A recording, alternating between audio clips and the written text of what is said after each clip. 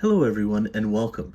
Today we're going to connect the AES 6100 to our laptop for easier programming using the PC Link cable. This is what's going to be included when you order the PC Link cable from AES. This is the piece that will connect to the alarm panel using these 4 pins in the front.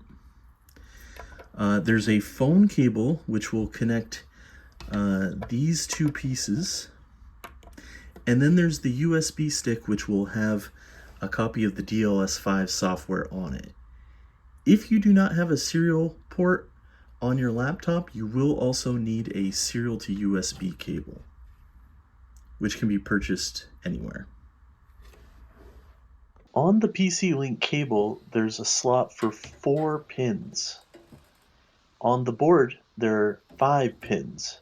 It is important to use the leftmost pins when connecting. We also want to make sure we connect to PC Link 1. This is going to need a serial to USB cable unless you have a serial port on your laptop. First thing we need to do is go to the device manager and see what COM port was assigned to your serial to USB cable. We will need to select that later in the setup. So we're at COM port 4. Now we can go ahead and launch the DLS5 software. The default username is admin and the default password is 1234. Now that we've logged into the DLS5 software, the first thing we're going to do is select our COM port. So we'll go to the Tools menu and then select Modem Manager Configuration. You can see we already have COM port 4 selected, so we'll hit OK and then select New Account. I'm going to enter my account as AES Training, and then we'll select the panel type.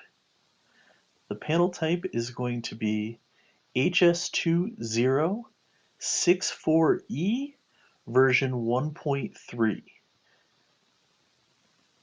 The connection type will be none, and then the panel ID code is going to be 2064 followed by 6 zeros. The DLS access code is 206400. Now we select the account that we've just created. Now you have 3 options. You can do a global upload, a global download, or connect only. I'm going to go ahead and select connect only, and then uncheck if it's checked, automatically hang up when finished, and select OK. You are now connected to the AES 6100. And that's all there is to connect your AES 6100 to the DLS5 software. Thank you very much for taking the time to watch this video, and if you have any questions, please reach out to us in support. Thank you very much, and I hope you have a great day.